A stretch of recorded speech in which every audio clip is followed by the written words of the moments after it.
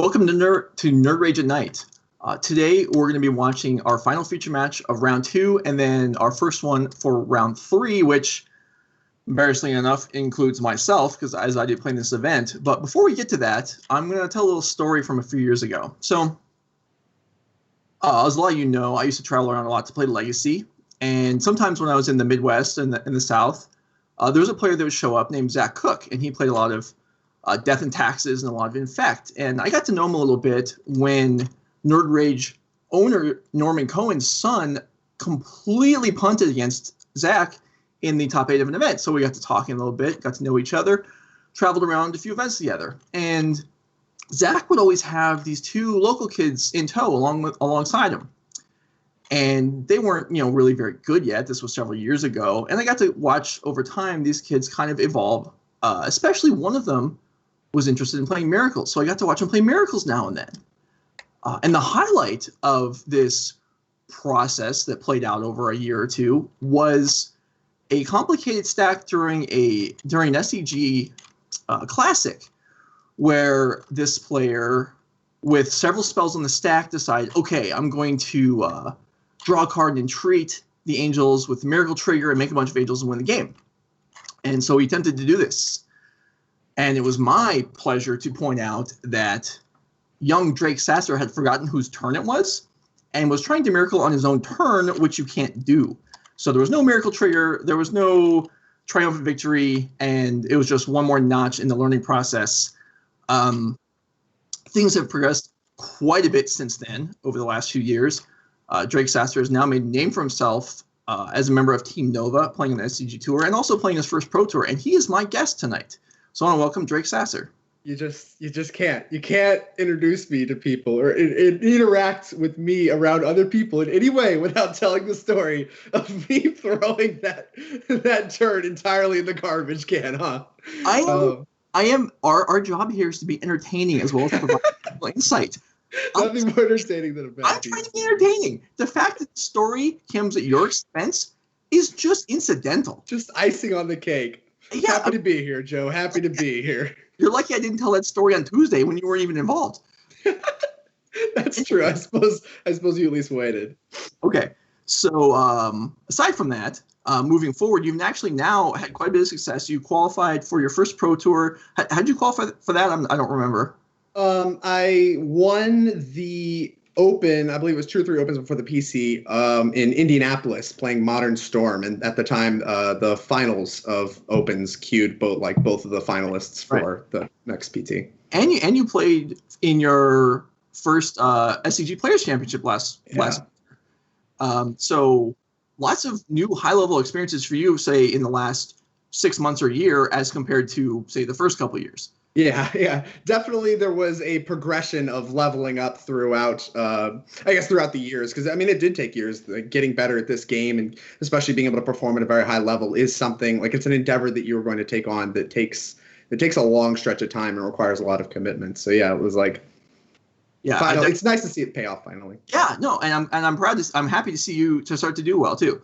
Thanks. So before we're going to talk to Drake a lot about his experiences preparing for these new high-level events and also being associated with his Team Nova. But before we get around to that, we're going to go ahead and watch the final feature match of round 2 of our first open enrollment NRG online event, which was played a couple days ago. We're playing Pioneer with Ikoria. And we're going to go ahead and take a look at the deck lists of the 2 players we're going to be watching this round, which are Mark Johnson playing Boros Heroic versus Zoe Riederman playing Boros Prowess. So first we'll take a look at this Heroic deck, which is quite a bit different than how Heroic looked in Standard several years ago when I was accustomed to playing with it. Yeah, sure. You know quite a bit about this mechanic, huh? I know a lot about the mechanic, but a lot of these cards aren't familiar. Like some of the creatures, Favored Hoplite, some of the spells, God's Willing, we had those back then. But that was a blue-white base deck. We had our different gold heroes, some of the same cards in the sideboard, but we have this new companion mechanic from Ikoria, and we have Luris, the Dream Den, appearing here in this deck, which means we can't play with Feather, which this deck had done when it showed up over the last year or so. But we do gain a whole kind of different late game. So like Drake, what do you think the impact of Lotus is going to have on how this deck plays out? You think this is just kind of like, is it just a free 3-drop, or is this going to like really impactful? I mean, it's hard to say that the companions are ever not impactful, right? When you get to start with an extra card in your opening hand every single game, especially one as powerful as Lotus. I mean, this card has been showing its stripes in every single format so far.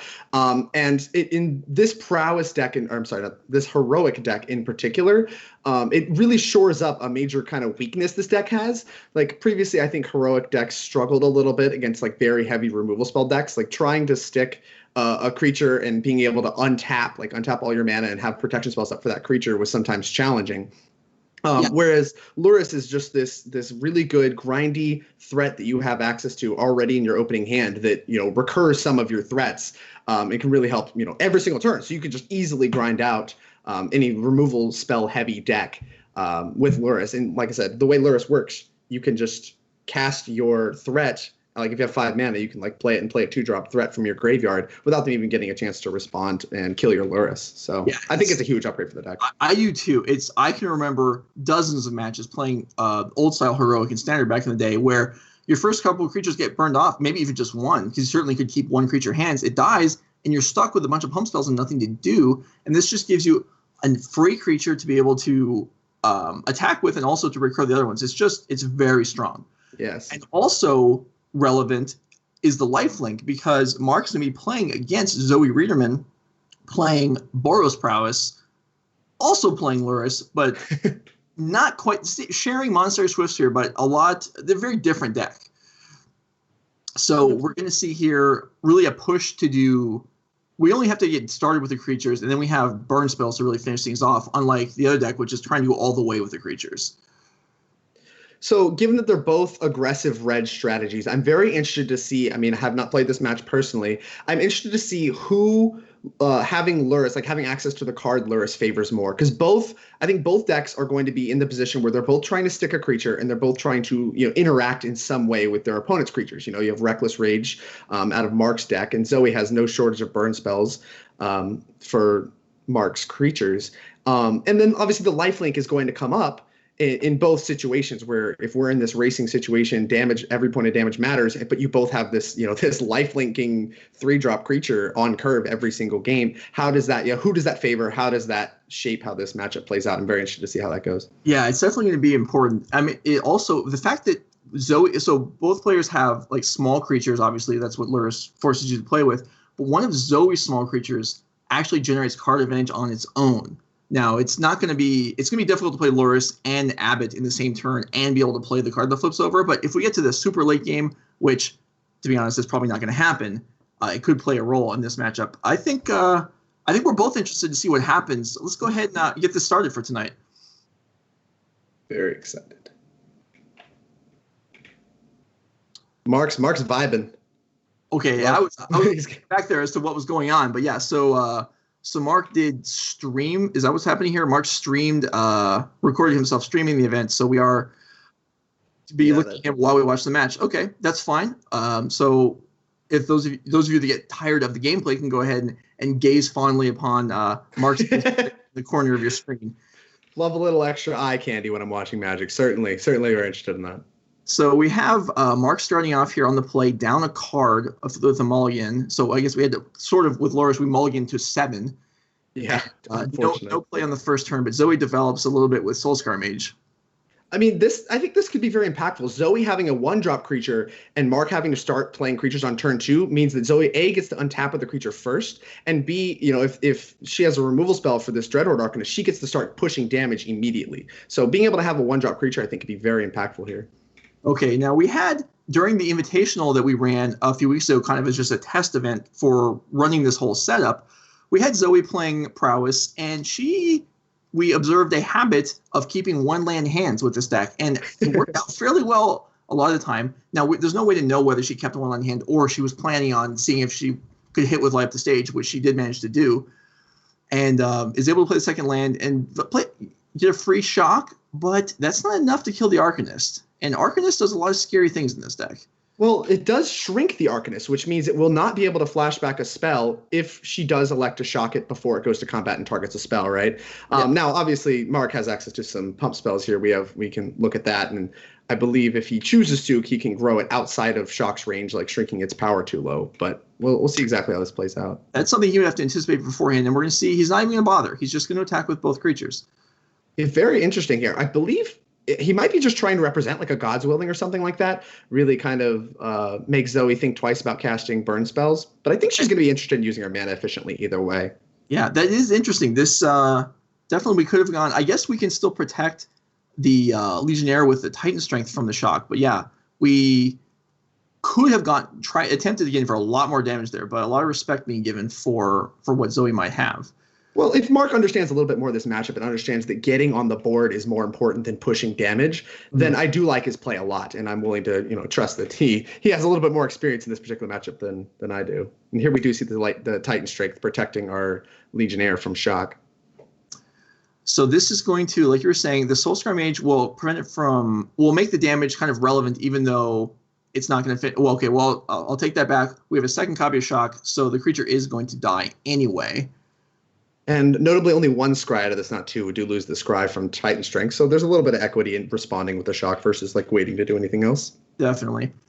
However, we are going to be, Mark's going to be untapping here.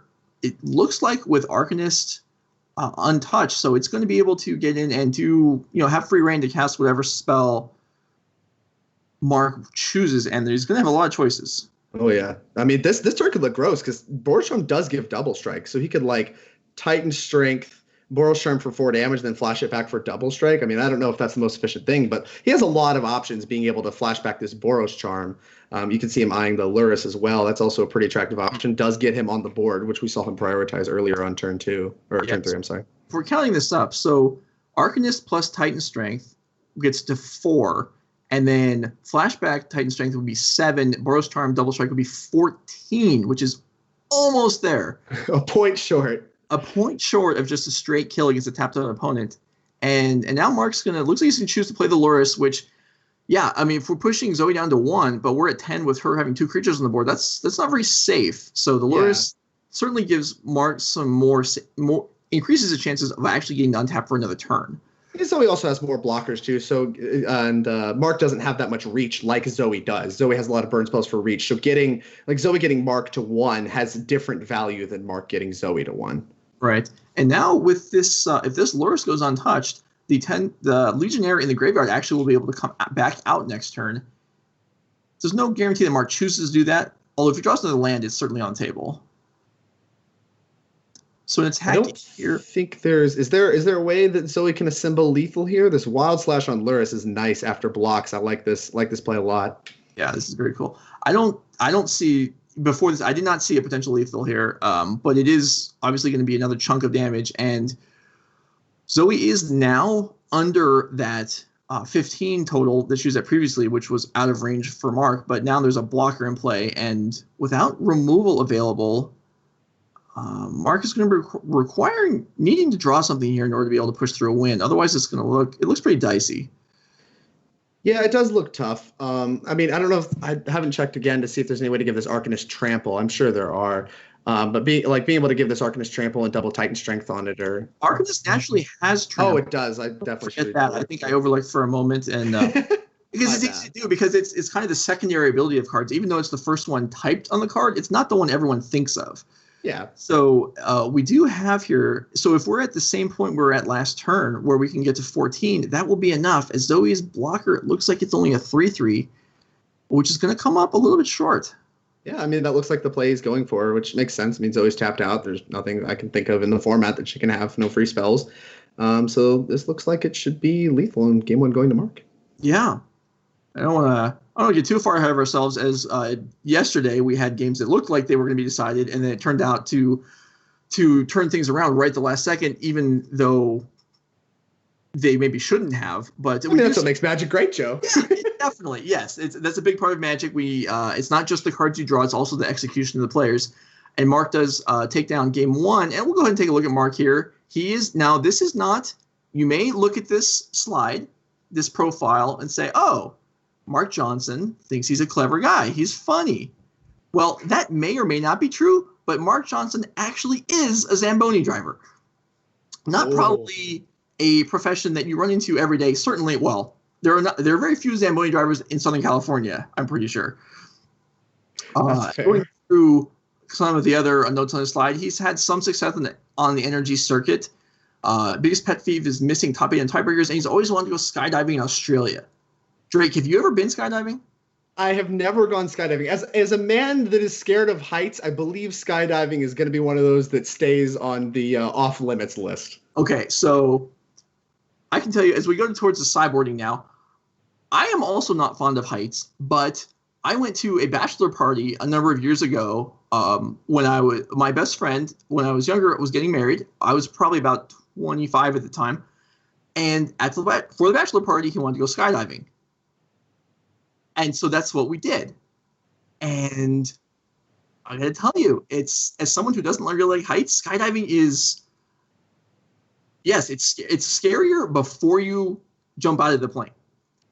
When you're like getting on the plane and when they're like, okay, you're next, that's just, your stomach just falls apart. Yeah, I would be terrified. Once you're in the air, you're so high that you can't even, like, you don't even notice really the sense of being high and falling. You notice the speed. The air is just rushing past you so fast, and that's what you're most conscious, or at least for me, that's what I was most conscious of. Okay. Then once the chute opens and you slow down, then I was terrified again. Then it was scary. Once the parachute, the thing saving your life was saving your life, then it was scary again? Yeah. All right. Yeah. I'll take your word for it. Yeah, also my best friend who went first, there was several groups of us. He went first. Then we got on the plane to go up, and while we got on the plane, he threw up all over the place. Oh, no. What a disaster. But a great memory. I mean, how long ago were you? 25? Like, and you still remember it all? Like, clearly it was a very good time. Oh, vicious. It's just vicious. Okay. Anyway. Sideboard time. All right, so sideboarding for Mark Johnson, the heroic side of things. We have my pet card Isolates, which actually probably play a big role here. Yeah, seems incredible. What else do we have? We have Threatens. Do we potentially want to try and threaten a Prowess creature? Probably not. I doubt it. So I think we're looking at Isolates as additional removal.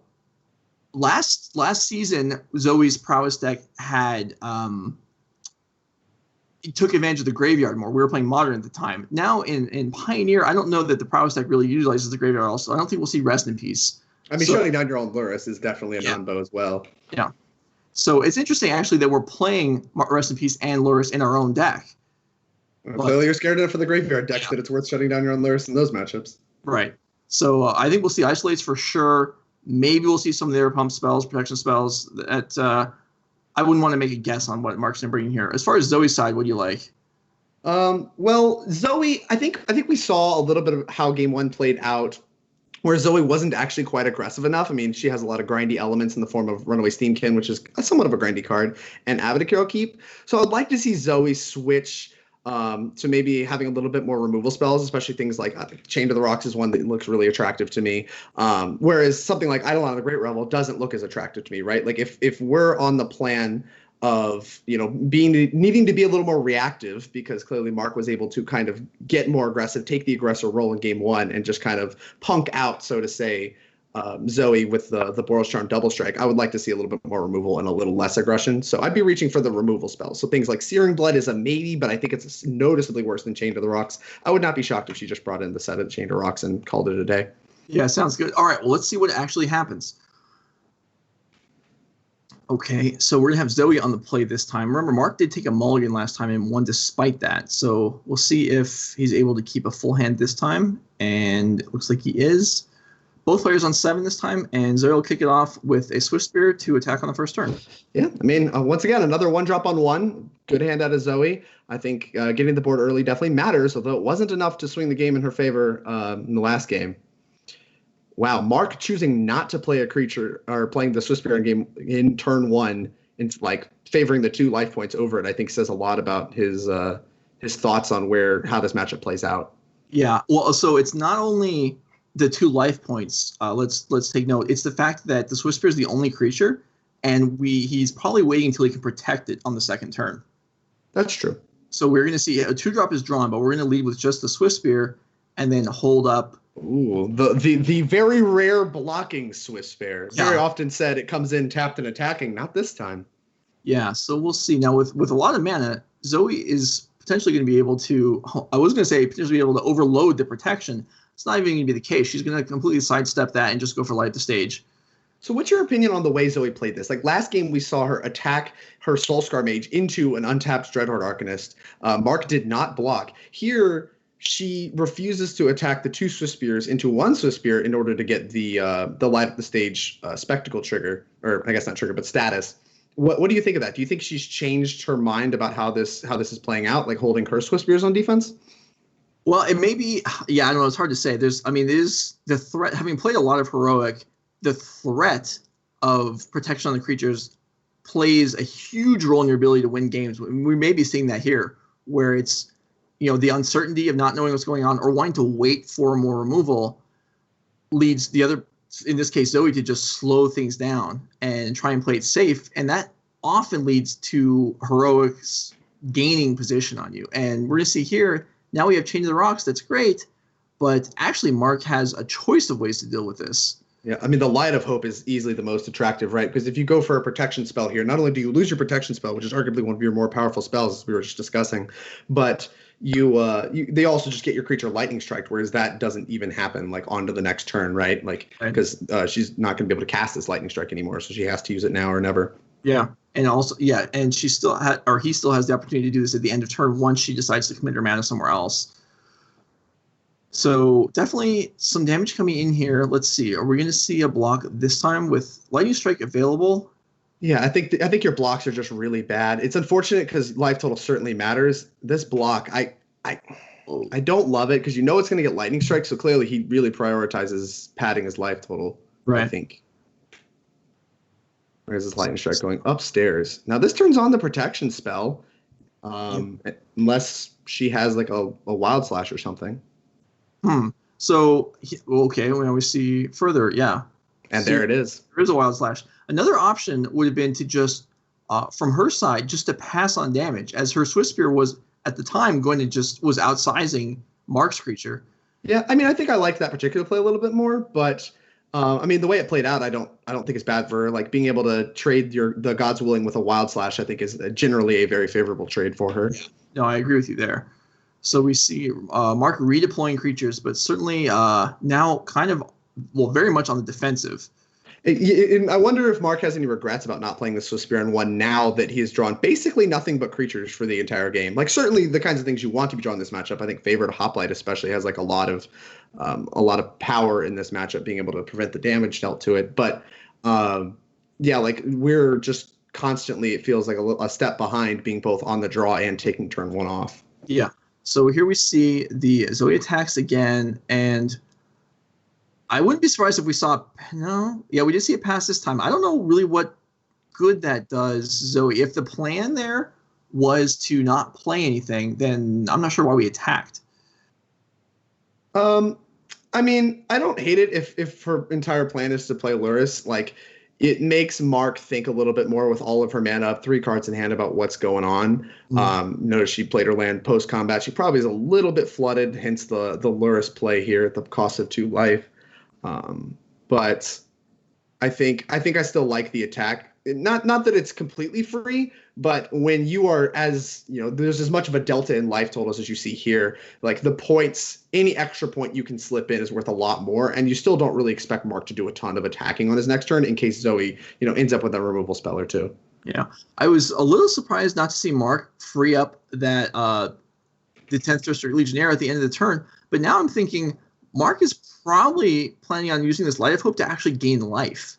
Yeah, I mean, that's definitely kind of one of the modes that you immediately jump to when you think about like trying to play against an aggressive deck, especially like a burn style deck. You're like immediately like, well, upgraded Healing Salve ain't that bad of a magic card. But I mean, it just has all kinds of modes here. Like every single line of text on that card is looked very relevant in this game. Mm-hmm.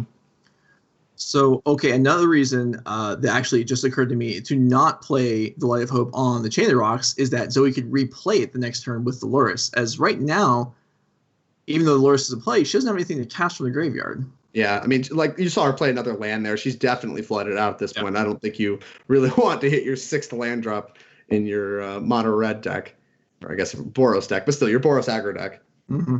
So now, now, second Light of Hope, great draw. Great draw. So now with one to spare, now the Chain of Rocks does get taken down. And Mark's going to be looking to set up a big attack here, and really was probably hoping to draw another Gird for Battle type card. Instead, a replacement Hoplite, which is fine, but doesn't contribute too much to pushing for the victory this turn. I mean, it's now relevant what you were talking about. Like, Zoe now kind of has a scripted turn where that Chain of the Rocks is almost certainly coming down again. And, these Light of Hopes, as we talked about, have a lot of utility in this matchup, and he is down one. I don't super see a way that he gets a lot accomplished this turn. Like, his favorite Hoplite is pretty big and is probably going to get in a few points. But, like, this game is going to go on for at least probably another turn cycle or two. I kind of wonder if he actually did pull the trigger a little prematurely on that first Light of Hope. Now, if he did draw Gird of Battle, like, you maybe would feel a little silly, but he does have a little bit of excess mana, and the 10th District Legionnaire has haste. Yeah, taking a point there to get in the last Swift Spear, I understand, but I'm also nervous about it if I'm in his shoes. It definitely makes a statement. You are out of life protection spells. None here. Yeah.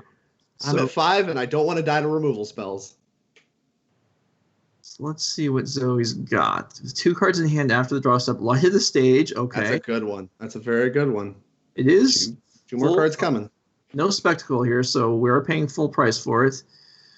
Okay. Probably not what she was hoping for.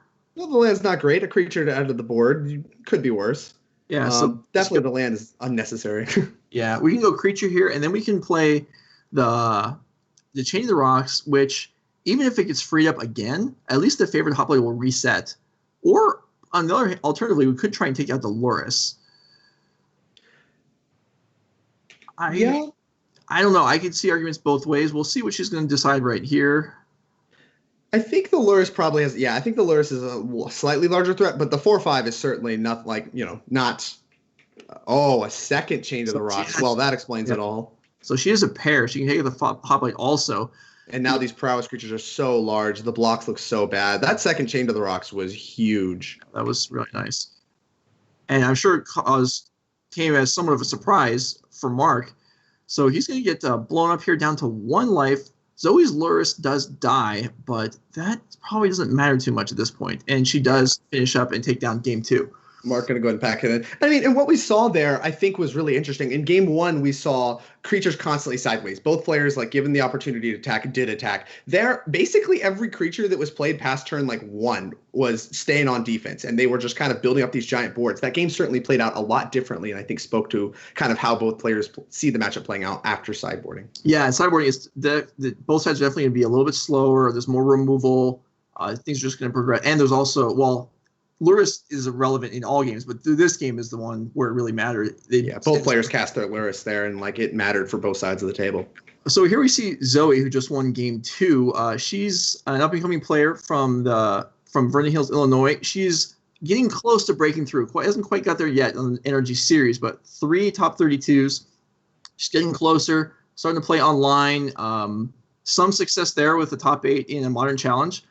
And she's a face we see often on the NRG series, and we're looking for increased success for her, in the future.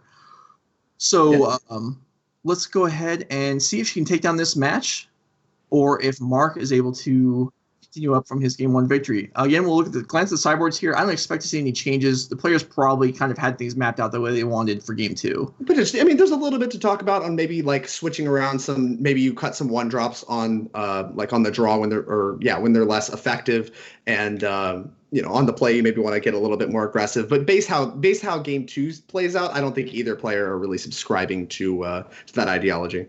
Yeah. All right, let's roll game 3. Mark back on the play. Yeah, Zoe, I've been really impressed with the way she's played this game. I think there's definitely been some calls that I was like, this attack's interesting, and not one I would have made that ended up looking really, really good. I think she's played this match very, very well. I wish you would have been with us during our invitational event when she mulliganed into a 2-land hand, playing Prowess in Modern, and put one of the land away. I love it. I love it. I was blown away, and it took a little bit to dig out of it, but she did end up winning the game. It was impressive. Incredible. Yeah, no, Zoe's going to be a name you're not going to want to forget, I think. It sounds like she's on another level. Yeah. Okay, so we see here game 3. Mark does start off with a creature this time, and one of his better creatures in favored Hoplite, and gets picked off immediately by Zoe with a shock. Both players kept 7 this time, I believe. I like that a lot. Zoe kind of favoring answering the board, especially something like Favored Hoplite, which with any spell that targets it can get outside of burn spell range due to its triggered ability. I think certainly speaks to kind of where she sees her role in this matchup. We're going to see if she's willing to go for the 2-for-1 on this shock. I'm sure she has it. Yeah. Yeah, and she does. And really, it ends up being a 2-for-2 because the spell just didn't do a whole lot. Also, so Mark's able to get in 2 free damage in the card exchange, but Zoe's hoping and was paid off in the fact that Mark doesn't have a third creature, and no creatures on the board. That's probably favoring Zoe in almost all scenarios.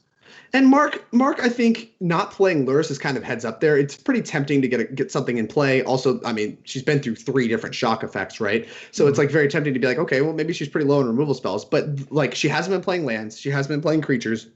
Although hasn't had a ton of opportunities to play creatures, which is probably where that Swift Spear came from. It's pretty easy to say she probably has even more burn spells and is just taking this control role. I really like him waiting until he has another land to be able to immediately get a creature back with his Lurrus, and you see him doing that here. Right. He can either get a creature back or, yeah, I guess he does. He can't fire off the Reckless Rage, as unlike the rest of his creatures in deck, Lurrus cannot survive a Reckless Rage. Lurrus does not survive. Not a synergy. Not good deck building there. Okay, so we'll see the crash through that was left over from the live to stage cycle through, and then what kind of follow-up do we have? Picking off the favorite Hoplite would be nice here because it shuts off the rages, but it's not good enough. She has to get the Lurrus also, otherwise killing the Hoplite doesn't do anything. See the strike at Lurrus. That makes a lot of sense. Probably, like, if she's willing to use a 3-power burn spell on a 2-toughness creature, that probably signals, hey, I'm out of burn spells, or I have, like, multiple strikes, right? Because she only has 1 mana left afterwards. So either her burn spells are very expensive, or she's completely out of them, which I think should be a signal to Mark here on how to use his spells. And you can see him considering this Reckless Rage here because she's very unlikely to have a spell. I would not be shocked to see this work. I wish I had Reckless Rage back in the day playing Heroic. This card is so fierce. Pretty good in the deck. And upgrade to some of the cards you were playing then for sure. We had Valorous Stance, I believe, was the card, the split card, the modal card that could kill a 4-power creature or higher. That's it. I thought it was it for toughness? I thought it was for toughness, or it made something indestructible. Yeah, for 2 mana. It made things indestructible was one of the options. Yeah, maybe it was much worse than 1 mana, kill your creature, give my creature a free heroic trigger. I would say so, yeah. And you see Zoe taking the exact same kind of turn that we saw Mark take just a turn cycle ago, with the Lurrus immediately play another 1-drop. But here comes another Reckless Rage, grow the favored Hoplite. Waiting on it. No, yeah. So you're gonna give him the opportunity to block with Lurrus. I'm here for it. And this now picks off both creatures and just leaves Mark with a very large, hard to burn spell favored Hoplite. So he's gonna need to draw a Chain of the Rocks pretty quick. Although Mark is out of gas. Yeah, nothing but lands here.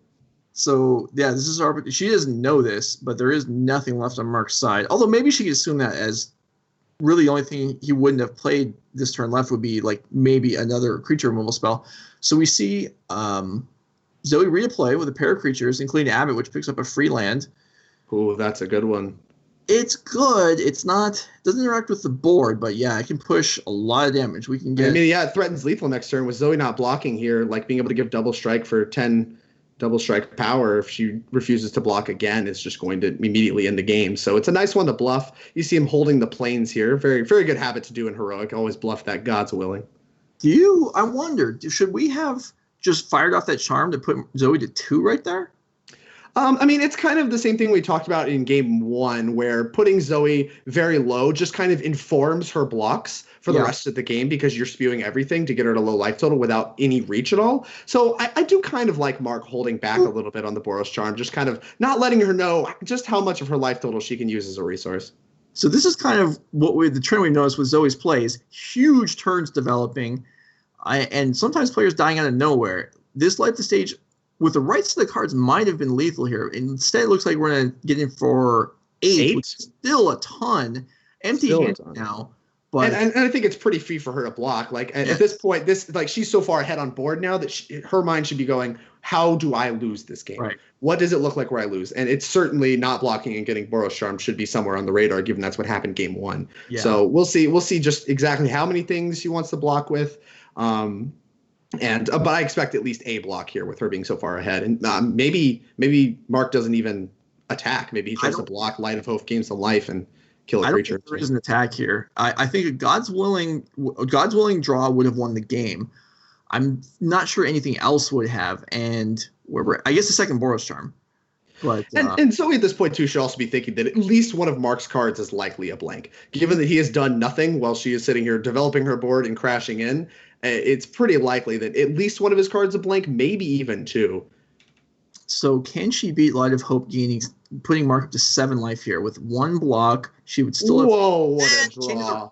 And you see Mark's reaction, too. That's among the best possible right there. Very, very good draw. A prowess trigger at the minimum and gets the creature off the table. He does have Light of Hope, but favored Hoplite not being able to profitably block certainly takes a little bit away from what's going on here. And the Light of Hope no longer gains life. I'm not sure if Mark can get out of this one from here. And he seems to agree. Yeah, and Zoe takes it down. So good for her, winning this match 2-1 and putting on another good show for us here. Yeah, certainly. I think that match was incredible. Very well played by both players, in my opinion, and certainly a lot more interesting than you'd think. I think a lot of people, when they see 2 aggressive decks lined up with each other, they're like, okay, this is just gonna be an aggro fest and it's just a race, and that's not at all how we saw this play out. There were people taking the aggro route, aggro role, some people taking a control role, and you got to see that switch a little bit as the board changed and who was ahead. So I thought that was a really interesting match to watch, and I think there's a lot you can take away from that match for sure. Both players playing very well. So that is the last match we're going to show from round 2. So we'll show you kind of more recognizable players and how they're doing in the event. You can see I'm on there. I did lose round 2, unfortunately. And you see Will Kruger, who was here on Tuesday, also 1-1. Justin Brickman, 1-1. Zoe had lost round 1, so she is now even up alongside the rest of us. Lewis Kaplan and John Philip Whetstone ahead of us all at 2-0. So we'll see. Again, this is an event that we had played out, and the matches were recorded. The commentators tonight, myself and Drake, have not seen the matches, and we do not know the results of any stage of the tournament, aside from my case where I know what happened in my own matches. So over the next few days, we're going to see how the rest of this played out. If you're interested in playing in our next event, it's Saturday, May 9th, and we're going to play Standard on Arena this time. Now, next up, we're going to have my interview with Drake, and we'll find out some of his thoughts and his experiences playing on Team Nova and playing in higher level events this year. But first, we're going to take a short break, so stick around. We'll be right back.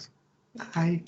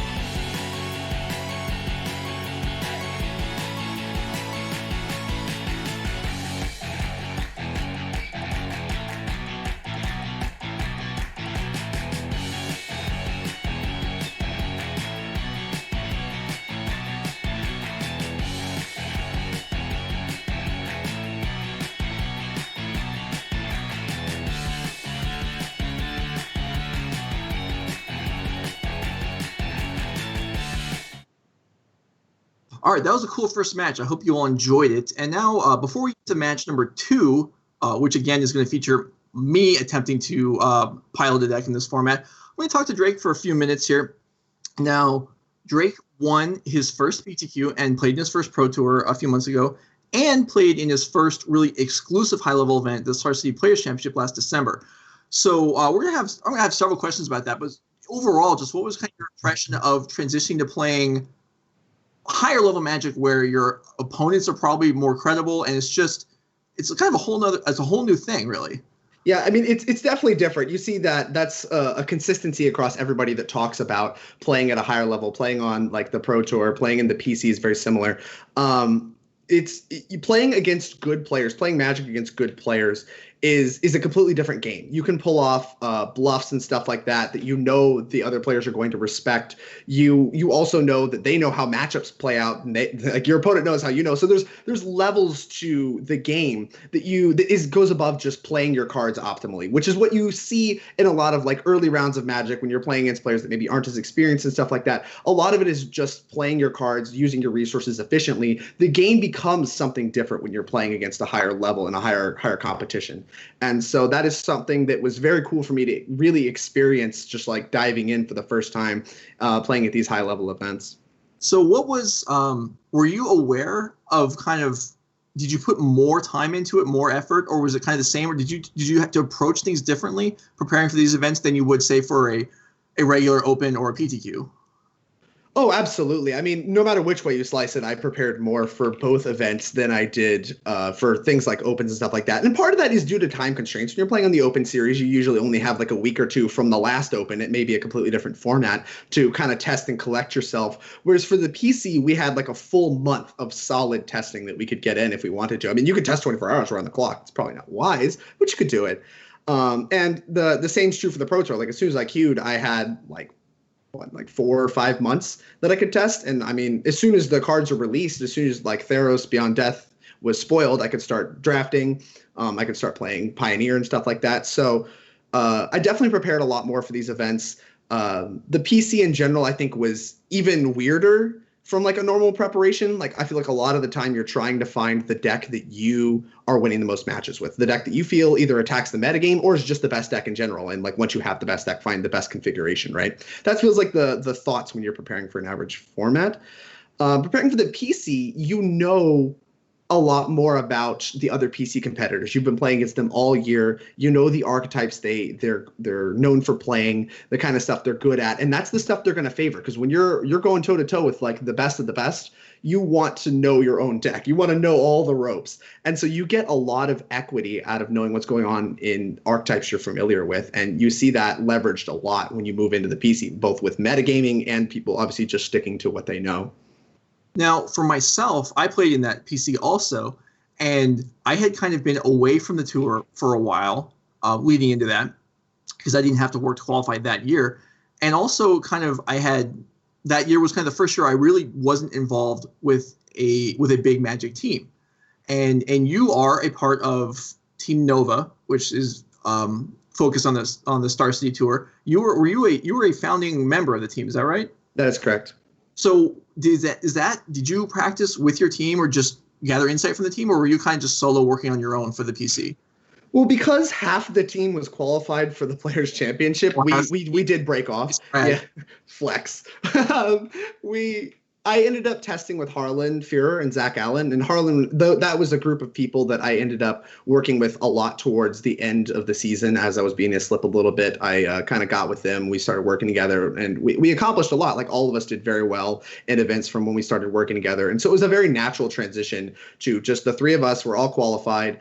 So I didn't really work as much with the rest of Nova. Like Dilks went off and tested with like Edgar, who's from Lotus Box and stuff like that. Like we broke off into smaller sections because a lot of the team didn't really need to prepare for the PC, and they were doing a lot of other things for the end of the year. You know, it's your first break from the tour in a long time. So I ended up testing basically day in and day out with them. I was constantly on Discord calls. We were, talking about the meta game, testing various decks, playing against each other.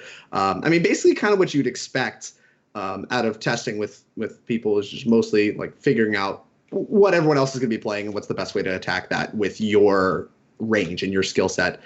Now, how did that contrast with your first Pro Tour where you being primarily a Star City grinder, you're only playing constructed formats for the most part. Then you qualify for the Pro Tour and you have to play limited at a very high level, which is something I don't know that you had much experience with up until then.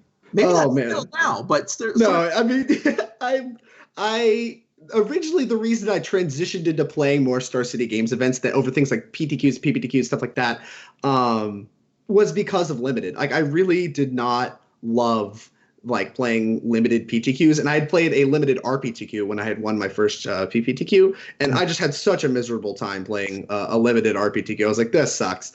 I hate sealed so much, and so I I was kind of dreading it, not gonna lie. Going into my first PT, I was like, oh, I have to learn limited, and I'm so bad at limited. But I mean, I tested with you, as you know. I tested with Eli Loveman, a few others as well, and we spent a lot of time on calls, walking through drafts, kind of talking through each pick, and that certainly helped me a lot in when it came to the actual PT. And I definitely felt like I knew what was going on. I don't feel like I knew the format. I may not have been the best limited player out there, but I think I had a good head on my shoulders for the format by the time it came around. I was happy with my limited preparation going into the PT, despite having very little previous experience playing limited. That's good. It's interesting to hear this from the. So for people that have been watching all week, or if you want to go back and watch on Tuesday, our guest had just qualified for his first Pro Tour. So he's going to be going through, once Paper Magic returns, what you just went through earlier this year. So that's cool. Maybe we can tell him to watch this. Now, I have another question for you relating to these events, something I asked myself several times over the years, because a lot of people don't have just the experience to be able to contemplate this question. But you've now played in one Star City Players Championship and one Pro Tour. Mm-hmm. If you could go back and only have played in one of those events, do you have an idea of which one you would have picked? Yeah, for me personally, it's easily the Players Championship. That was kind of the event I fell in love with when, I met you in 2016. I got to see everyone grinding for that, and just watching that all play out was super cool to me. Like the narrative was interesting with like the points race. The formats were interesting. Like you didn't have to play limited. And so I was really, really entranced with that. And the show SEG put on for the PC was really, really cool. The branding they did with it, I thought was great. I just thought that they just hit it out of the park with the PC. So going into 2019, that was actually my entire goal for the year. That was it. Like qualify for the PC, try my hardest. And I did spend all year doing the PC grind. And there was some rocky spots and definitely some parts of it that, I didn't do optimally, but we ended up getting there, and it was such a relief and very, very rewarding, very validating. I loved every moment of the PC, and I was really happy to be there.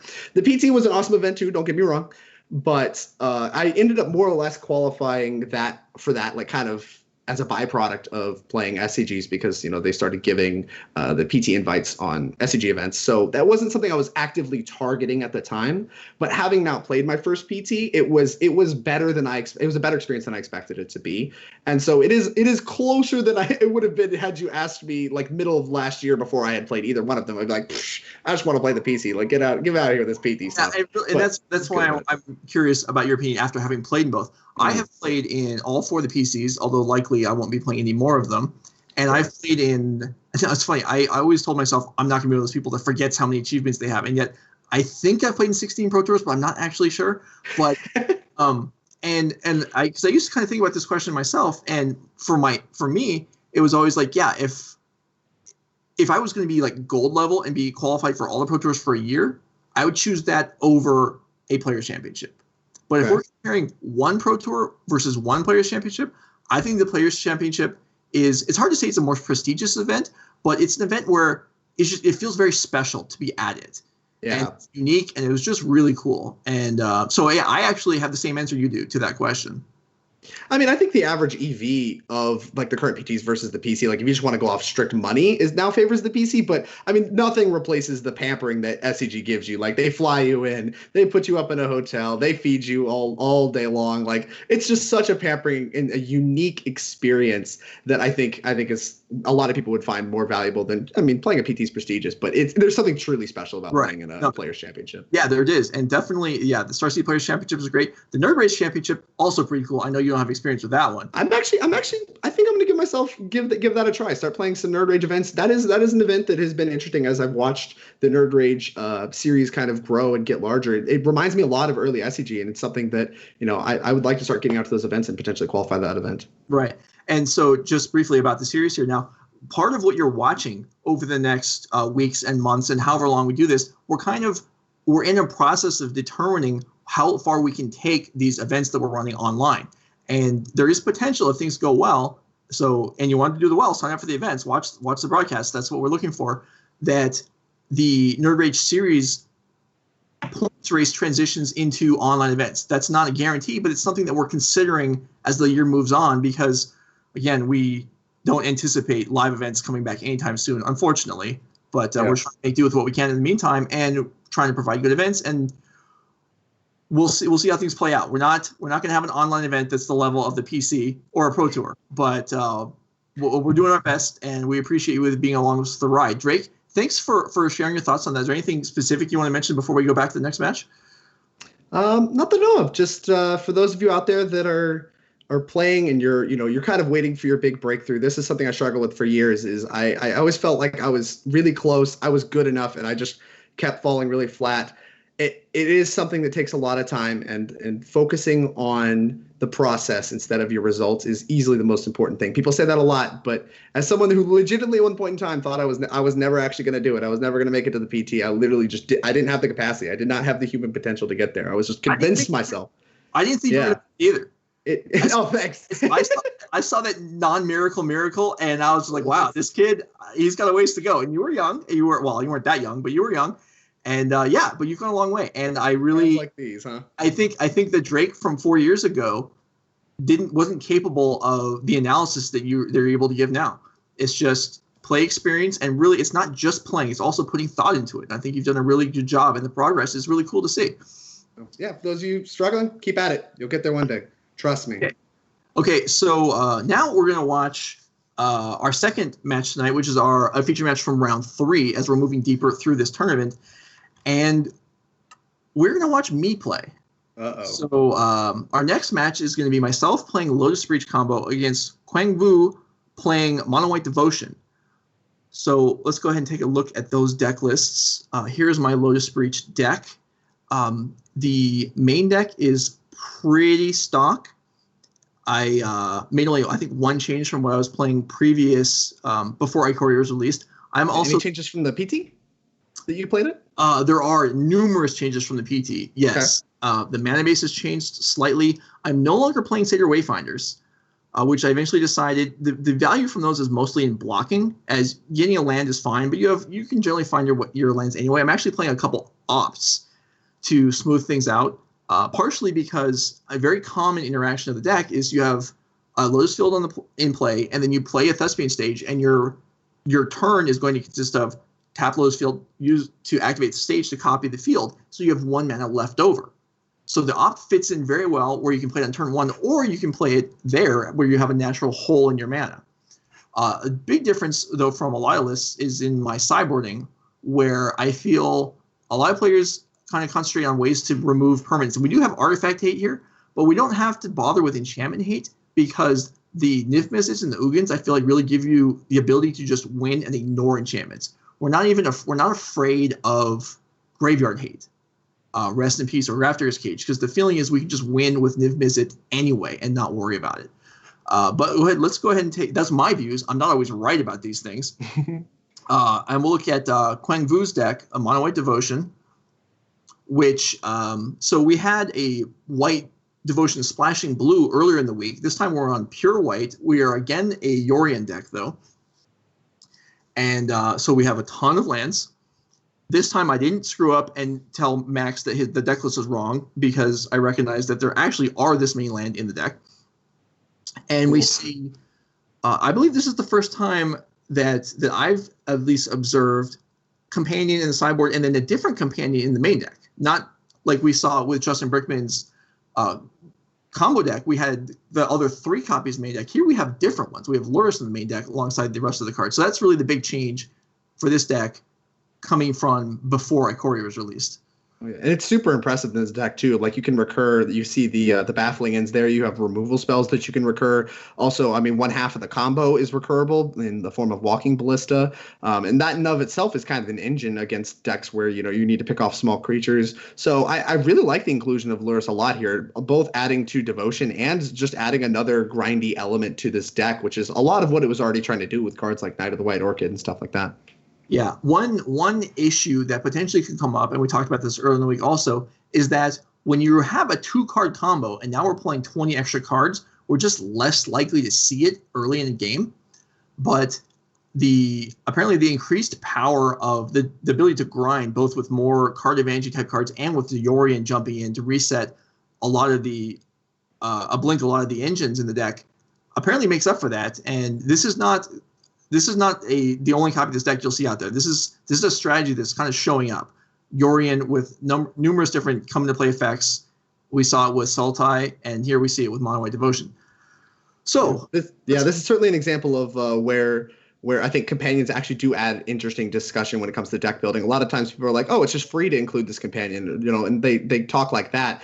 But like here, like you said, like making your combo less likely to show up versus being able to have this companion, right? Like it does add an interesting discussion around deck building. Okay, so let's go ahead and jump into game one. And I'm going to try and we are watching it from my perspective. So I'm going to try and talk through some of the things that may not be obvious because I'm the one playing the deck. And Drake, feel free to pitch in whatever you want, anything that surprises you or anything you think that Quang Vu is actually thinking as the game goes along. All right, well, yeah, lead off. The opening hand here for me is pretty strong. However, we don't have access to a Lotus field. And a lot of times, certainly when I started playing the deck, I would mulligan every hand that didn't have a Lotus field or a Sylvan Scrying. And then you broadened it and you're like, okay, strategic plan is enough. And then here we don't have any of that, but that's kind of an acceptance of the fact that this is open deck lists. We know what we're playing against, and we know that the Mono White Devotion deck just can't threaten us very early. So going into this match, are you anticipating that even with the 80 card deck, that this is going to be a racing situation, like where your opponent is going to just try to combo you with the Heliod Ballista thing faster than you can? Because like clearly you don't care that much about just strict grinding card advantage. Like you're not even playing a companion, so it's going to be hard for you to keep up with any deck on just sheer card quantity. You're trying to combo off, but they also have this access to combo off. How does that impact your hand keep, like especially with not having a Lotus field? So it's basically kind of the thought process is I don't care about in game one. I don't care about anything they can do except combo kill me. So I really want to just consistently. I don't feel like I have to rush so much. I have to beat their combo, but again, they're 80 cards. How likely are they to have it early? And it requires a decent amount of mana anyway. So I just want to keep a stable hand, and I'll just get there eventually. And so talking. Oh, sorry. No. I was just saying, with the Opt and the Vizier, just a couple cantrips. We're just eventually going to Scryland, whatever. We're going to get it eventually.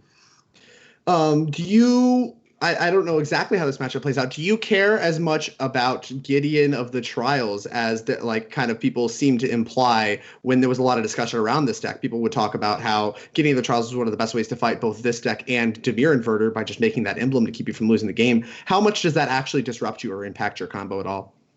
So some of this stuff is stuff I would prefer that the Mono White Devotion players not hear, but the answer is 0. I do not care about getting the trials at all. And the reason is because when I'm going off to win, if we're going off huge, and we generally are in this deck when we're getting to that point, we can just wish for a way to remove the Gideon. Commonly, it can be Ugin, but there's also Blink of an Eye in the main deck, and you're just going to find the cards. It doesn't stop you from going off. It just prevents you from winning, and that's something that's not really much of a problem.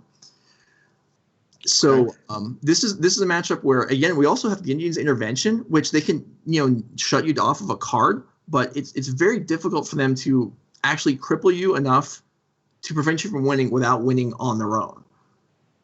So are you incentivized here? Moving a little bit off that, I appreciate your commentary on that.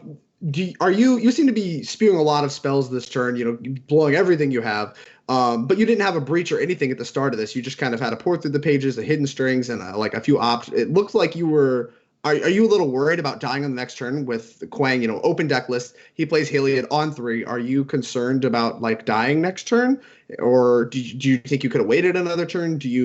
Or were you certain that you could win this turn? Where did you stand on this? So that's a good question, and it's not relevant to how you play, because yes, he could combo kill me, so I want to go as fast as I can, but we're not really spewing. I understand what you're saying, and because other combo decks, if we had ritual effects and we're building a storm, then if you cast 5 spells and then get stuck, well, you actually kind of lost yourself a lot. Here we did lose the hidden strings initially when we tried, but no, I had kind of no knowledge whatsoever of whether I could win this turn. But because the Pour of the Pages is so strong, and the Underworld Breach gives us access to everything we've already cast, we just want to dig closer to one, and if we don't get it this turn, then we'll just be closer to it next turn. So that's really the thought process for this matchup. So it's just a high upside play if you win the game, very low downside, whereas as soon as you find a breach, all these spells come back for you anyway. and you in the meantime you move some cards around, just material that's going to help you when you go around escaping spells when you find your breach. Right. I mean, there's basically it's high upside and there's really no downside, because the downside is if I pass the turn and he combo kills me, what I had left over doesn't matter. And holding extra hidden strings in my hand can help go off the next turn, but not as much as like we're really not likely to run shy. Like just additional land drops over turns makes it so that we're not giving up much in order to try and win earlier. Now there is a game in this event. I don't want to spoil anything, but there's a game in this event where I do basically try to see if I can win with the idea that if I fail, it won't matter, and it does matter. So sometimes you can definitely get caught. Makes a lot of sense. So are we deterministic here? It looks like you have this breach in hand. You got stirrings in the yard. You got pour over the pages. You don't have a second field, but it looks like you have most of the things. Is this deterministic? How close are we to winning this particular game here? If we had a wish, we would be done. We don't have one, but we do have the ability to generate quite a bit of mana, and so I'm not sure if do we play a land already this turn? We do have the ability with a Boreal Grazer to get another Lotus Field into play at some point during the turn. So we're not locked out of being able to go off huge. Basically, when I say going off huge, that's basically when you have 2 Lotus Fields and you can Hidden Strings makes 4 mana and you can just do anything you want. We're not you just off to the races. Anything you want. But we're not there yet. But we are able to make a lot of mana. And then, so instead of, and you actually see here, it looks like I am going to go with the Lotus Field additional option. And here we're going to continue. So the other option would have been just Pour Over the Pages. Pour Over the Pages with 2 fields generates the mana. Pour Over the Pages without 2 fields loses 1 mana. So it's... you do have a lot of cards in the graveyard, but you didn't have infinite. You didn't have all you wanted to work with, because if you had infinite cards in the graveyard, you could just cast as much as you want. It would be a deterministic win. Right. So there is a little bit of resource management here. You are somewhat likely to win this game, but it is not as of yet a lock. And you see, you're pretty carefully picking the cards as you get down to only 6 cards in the graveyard. So here we have a copy lined up, 1 more Stirrings, but that'll be the last spell, right? As you only have 7 cards in the graveyard. Right. We do have a Cycle Land in hand, which can throw 1 more card into the graveyard. But we are basically running out here. Another thing that comes up sometimes is you can eat up all of what seems like some of the important cards like the strings, and then just hope to draw into more of them as you go. But what you're going to see here, I think, is we don't want to eat up the... Oh, maybe we'll go with the planning here. So planning is another way to kind of replace the draw aspect while maintaining your cards in the graveyard. But I believe what happens, here is that I cycle the land to give me another card in the graveyard so that the Pour Over the Pages flashback doesn't have to eat the strings. Yeah, I was about to bring that up. That it looks like you're supposed to cycle here, and then you have exactly 5 mana to Pour Over the Pages and leave the strings. So that's a pretty attractive, I think, an attractive play from your end for sure, and opens it up to where if you draw... like the wish or whatever, you're in really good shape. Woof. Yeah, it seemed good, right? Well. And so, like I was saying, sometimes you try and go off and you think, well, if I don't make it, it won't matter because I'll have plenty of resources left over. That didn't so much happen this time. And we're left. Yeah, I think this is the aspect of this deck that really gets under some Magic players' skins. There's 2 camps. There are the people that love just sitting here solitary and putting this puzzle together, and then there are the people that hate having to sit here the entire time for you to just not kill them and pass the turn. Just move stuff around, move stuff around, move stuff around. I have 30 cards left in my library. Your turn. But imagine the elation if you're on the other side of the table and you're just sitting through all this, and then the combo player says, "Oh, go." And, I mean, it's just burst of happiness. She's like, I lived. Yeah, you don't get that when you're playing against, I don't know, Burn, for example. I mean, maybe when you're at 2, but if you're like 10 or 20 like he is here, there's no, they pass the turns like, whatever, it's my turn. Sure, it's exciting. But now it's like, I get out of here. Yes! How many times have you been playing against Burn? You're at 2, you're like, go. And they're like, all right, I'm going to draw my card. Then they play their cycle land, you're like, okay. And then they cycle their land, draw. They sit there and they tank. It's the worst because they take time. And then they're like, your turn. You're like, yes, I'm alive. Yeah, sure. There's so much more suspense playing against Bird than against the like move stuff around. Because like you just, as they move more things around, you just like sink in your chair like, oh, come on. Mm-hmm. So, and here we see Quang Vu spends his turn playing Arcanist Owl. Turns on Heliod. We got an attacker. Helps develop the deck. Yeah, like you said, turns on Heliod. Also digs for both parts of the combo if you don't already have it, Heliod or Walking Ballista. And also confirms that all that effort I just went through was completely worthless because I wasn't dead anyway. So I could have just waited, like you were saying, and built up for a solid win this turn. And I panicked, which, you can do because you're like, well, I could. This is a good matchup. And this can apply to all kinds of matchups in different formats. This is a good matchup. I shouldn't lose it. So I'm going to make sure that I don't give myself a chance to and give my opponent a chance to get lucky. And while doing that, you screw yourself. Yep. I mean, that is a lot of how Magic players think. They're like, I am favored in this matchup, therefore I should win it. I am unfavored in this matchup, therefore I should, I'm going to lose it. And like you see that play out a lot. I mean, how many times have you seen the Jund player sink in their chair when they like somebody plays a Tron land on turn one, right? And that's just realistically not how Magic actually plays out. Like, as you can see here, even though it's uninteractive, it does look like you're favored because you are just multiple turns faster than the 80-card Yorion deck that's trying to outgrind people and just get to completely go over the top of that with a combo. We're still, you're still playing a game where your Arboreal Grazer blockers matter. This Blink of an Eye is very likely to matter as it gives you protection from the combo this turn. We're still having, a true game of Magic. This is part of what makes Magic so great is there's never 100-0 matchups. Right. And that's the thing we'll talk about briefly at the discussion point later in the evening. If you guys are still around then, you should stick around as Drake and I discuss kind of consistency in Magic and how it's changed over the years and whether there's too much of it now or not. But yeah, so there is still variance in all these games. And there are still companions. We see Omen of the Sea, and we see this Yorion sitting there with 5 mana floating. This could be a disgusting turn. All kinds of blinks. Yeah, this is so cool. We can blink Charming Prince, Arcanist Owl, and Open the Sea all at advantage, and Inspector. It's casual Yorion, 4 free cards, no problem.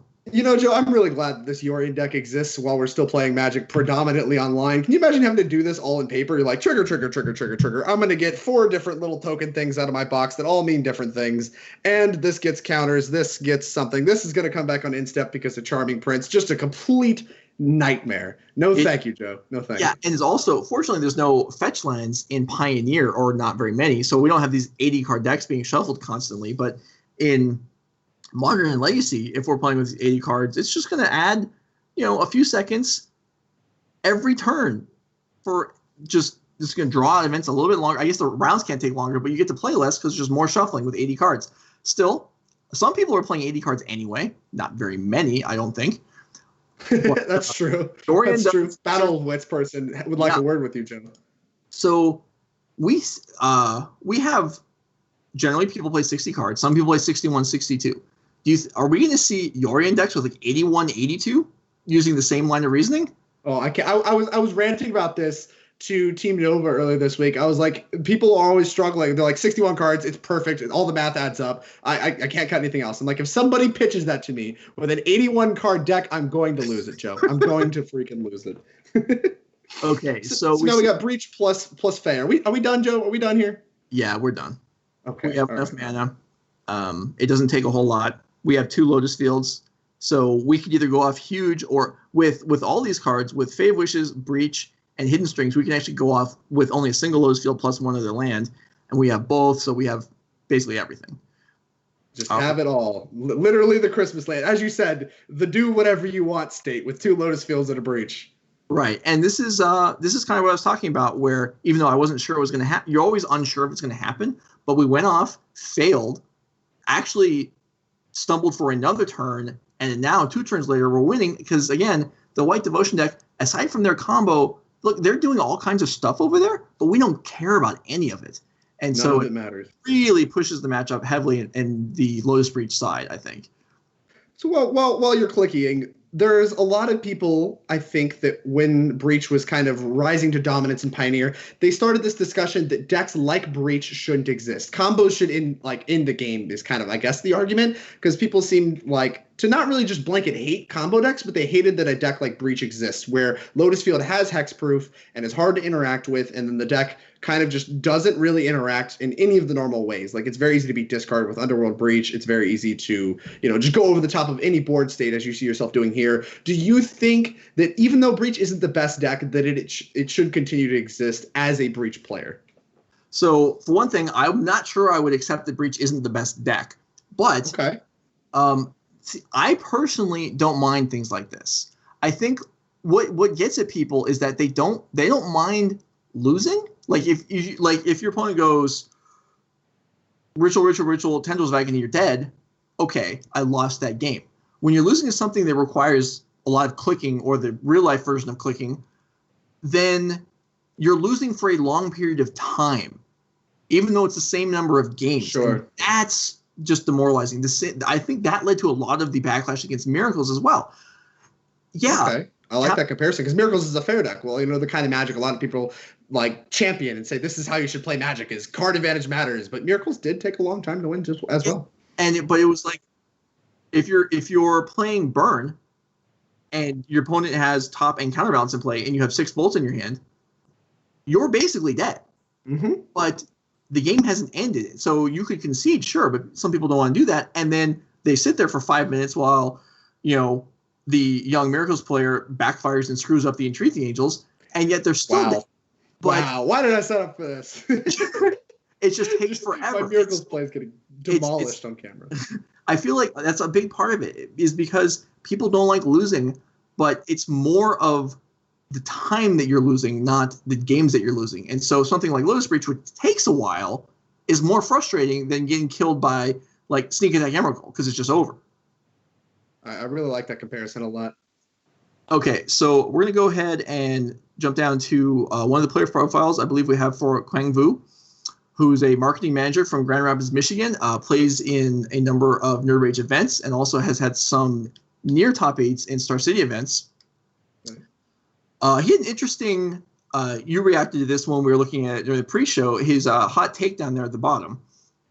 Yeah, Modern deserves to go through a rapid ban, unban cycle just like Pioneer did. I mean, I don't know if that's actually a hot take, and that's kind of what I said pre-show when I was looking at the slide. It was like, I think a lot of people, maybe they don't admit it, but I think a lot of people liked, waiting for WotC's lunch on Mondays, like to see what's going to happen, because the format gets shaken up and it's a new format. It feels like every other week. I think as much as that hurt like the paper aspect of Magic, the people that like solving the puzzles, they really liked that dynamic that came out of that quick ban cycle. And no matter which way you slice it, a lot of people have been complaining about Modern for years. I mean, personally, I think it's had its moments where it's been really good. Pre-Ikoria, I haven't played a lot of post-Ikoria Modern. I thought it was really, really good. But it has had long stretches of where people are just like, ugh, Modern is so miserable. And like, no matter who you talk to, they want changes. And whatever that looks like varies by person to person. And so just saying, hey, I think, this kind of thing would be good for the format, I doesn't feel like that hot of a take to me when people already say there's like a lot of fundamental problems with the format. Sure. Okay, so let's go ahead and look at the sideboards and see how the other games are going to play out. From my side, again, I'm going to be looking at things to get around Graveyard Hate. And there's nothing like the Damping Spheres have to be dealt with because that disrupts everything that's going on. But the Grafdigger's Cages, getting interventions, I'm not going to worry too much about that. We're just going to bring in, we have Ugin, we have Niv Mizzet, which is our big win condition that ignores Grafdigger's Cage for the most part, and a smattering of other things. Not going to maintain too many wish targets for sideboard games here. We're actually going to board out 2 copies of Underworld Breach and a couple wishes, because we know that's kind of what some of the sideboards hating on, and we can just bypass it completely by bringing in the Niv Mizzet, which is basically a combo card anyway. This is something where I feel like at the beginning of Lotus Breach, there were Niv Mizzet. It wasn't my idea. I saw other people with Niv Mizzet in the sideboard. I thought that was really cool. Before Ikoria, I was actually playing free because it was so important for the matchup against Spirits, but that deck doesn't seem to exist now, so I trimmed it back down to 2. Also, the Baral can come in because it's kind of a way to advance your mana a little bit against decks that don't have much of a way to kill it, and that is an assumption I'm going to make against a deck like almost any deck, is that most of the removals are going to get boarded out. So if we look at Quang Vu's side, how do you like what he's got going on here? He's definitely got some appealing cards. I mean, for sure. The obvious ones are Damping Sphere, right? Like being able to shut off multiple angles of the combo in one card is just makes Damping Sphere easily the best hate card, I think, against the Lotus Breach deck. So you're definitely going to see those coming in not close. Now, the other things depends on how bad Quang thinks the matchup is. And given how game one played out, it has to be pretty bad. I mean, you basically fizzled, and then he got to do his entire thing. He even got to cast Orion, and it still wasn't enough. So I'd imagine we're going to see a lot of changes here, especially in an 80-card deck where you have more than enough things you probably want to cut. So I would like to see the 3 Damping Spheres, both Gideon's interventions. I think those can find targets. What you name may depend on, the game state and how it plays out. May sometimes be poor, may sometimes be stirrings, may sometimes be Underworld Breach. But I think that those are going to be better than your average just mopey creature in a lot of spaces. And then things like Grafdigger's Cage, I think, are really appealing as well, just shutting down. I mean, it's basically the same thing Intervention does, but it names Lotus Breach.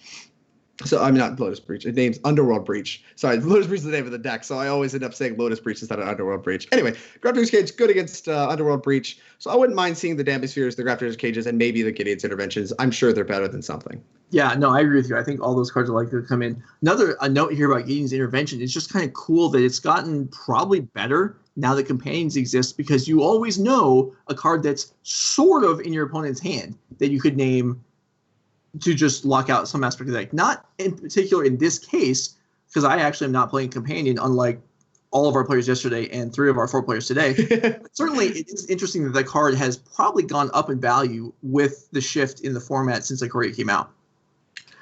So let's go ahead and see how the rest of the match plays out. Quang Vu going to be on the play this game. Do you think that on the play post board, do you still feel you're favored? Like, you clearly thought you were favored game one. That makes a lot of sense given how we saw the game play out. But Quang did just pick up a lot of hate cards and is on the play. Do you think that shifts? How do you think that shifts the matchup? I do not think it makes a difference. I think he has better cards now. Definitely, because Damping Sphere is, you're right, it's an unbeatable card while it's in play. However, if we can deal with Damping Sphere, if we can't, we're just screwed, and that's the truth of it. But if we can deal with it, other than that, I don't feel like anything has much changed. I feel like him being first doesn't matter too much because it's not a matchup that's based on speed. Okay. We're not dying to damage or anything here, so I don't think it makes a big difference. This is, I should note, a fairly risky hand that I considered mulling because the Lotus field, as great as it is, you can't play it until you have 2 other lands, and I don't have 2 other lands right now. Yeah, but you only need 1 more, and your land count on the draw is probably enough. Although Niv Mizzet, quite the opposite of a land, not the best draw. Yeah, so are we potentially screwed here? And then bang, there we go. And now Joe never misses. Now we're happy. This Joe Lossett guy seems pretty good. Just draws exactly what he needs on time. I don't know. Take notes. Take notes, those of you. No, you're a software guy, right? You tell me. Is Magic Online hackable to draw the cards you want each turn? Oh my gosh! Don't even get me started on the shufflers broke crowd. That's just, it's not. I can't do it, Joe. I don't have it in my body. I cannot deal with it.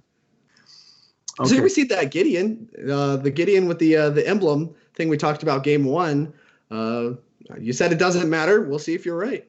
Yeah. So we draw a Ratchet Bomb here, which is nice. It's good to be able to use the mana the turn the Lotus field comes into play. Sometimes it just gets wasted. In this case, I could have chosen to play the Opt, but Ratchet Bomb uses more of the mana, and also is just, this is also not an idea of mine. I saw it somewhere else a few months ago, that it's a preemptive way to deal with Ratchet Bomb. With Damping Sphere, which is just, I love. It's very clean. It's a little slow against the aggro decks sometimes, especially the green decks, but against permanent-based hate, being able to play Ratchet Bomb beforehand is really nice. Yeah, certainly. And you see a lot of the play pattern with Damping Sphere is not to just throw it out on turn 2. You want to wait until specifically this turn where you just play the Lotus Field tap and get that double Stone Rain immediately. So they can't just do things like float the mana and blow it up, and stuff like that, and just to where they can answer it immediately. Being able to shut down the Lotus Field's mana immediately on as soon as you play it adds a lot to how powerful Damping Sphere is in the actual gameplay. So Quang, if he had a Damping Sphere, it very reasonably could have waited to play it until this turn. Given that he didn't, it looks like you chose not to tick up your Ratchet Bomb. I did. So that was interesting because he played his Ballista, and then I was all set to put a counter on the Ratchet Bomb, and I decided, you know what? If I can deal maybe with Lotus Field being shut down for a while, but I can't deal with being combo killed, in the immediate future. So let's just keep it on 0 and see if we need to use it earlier. Also of note, Hidden Strings and Vizier can allow untapping of Ratchet Bomb and adding counters and then blowing up in the same turn. So sometimes that actually matters. Well, very tricky. You also have the Ballista covered here because it doesn't look like you're super close to a win here. You do have the Hidden Strings, the Pour Over the Pages. You may choose to cast those here, but you could also, if you were a little worried about the combo, just hold up the Dissenters of Deliverance. If Quang doesn't have the combo, you can just cycle it and then maybe go for a kill on the following turn. But it looks like you're willing to command at least the Hidden Strings here. Yeah, so this is something that I wasn't doing initially when I started playing with the card, but then I got used to it a little bit. And I was like, this card is so strong. People aren't going to have removal, or at least as much removal after boarding. And in a lot of matchups, this is very, like you mentioned, Spirits. This is kind of one of the key ways to beating Spirits is you just throw this out there and they're just stuck. What are they going to do? And so, and here also, I mean, it is have their tapper. Their tapper immediately. Yeah, it is able to have its damage prevented, which means it's not just an immediate win, but the card advantage it builds is worth so much. It's basically an alternative engine to Underworld Breach. Right, that makes a lot of sense. I mean, it is a 6 mana. It's a little more costly, but being a creature that's harder to interact with and not using the graveyard obviously has a lot of value. Also, clearly, as we see here, it's blocker. So you can block if you choose to, and I believe we will see you do that, even though it doesn't trade or anything. It's preventing a little bit of damage. And the card advantage can certainly come up. You have an opt. That's something that opt definitely helps a lot with, is enabling Niv Mizzet to take better turns. You have more efficient spells, like Pour Over the Pages. You're only getting 1 extra card, right? Like it's 5 mana spell, not exciting. Whereas, I mean, you could potentially next turn go opt and Dissenter's Deliverance like the Daxos if you want to, just to cycle it and get another card out of it while interacting with their board and just draw more cards. So notably, they're both instants. You can do it on their turn as well when it can deal damage again. Sorry. Right. So Dissenter's Deliverance can't kill Daxos because it only kills artifacts, it does. Right. Which is kind of some of the trade-off. Since Ikoria was printed, a lot of Lotus Breach decks have gone to playing Wilt, because it's able to kill enchantments or artifacts, and still cycles for 2 mana. I decided that cycling for 1 mana was important enough. Again, I kind of talked about earlier, the same as the opt, where the Lotus Field stage copy turn, you have 1 mana left over. It could be an opt, it could be cycling of Deliverance when you don't need it.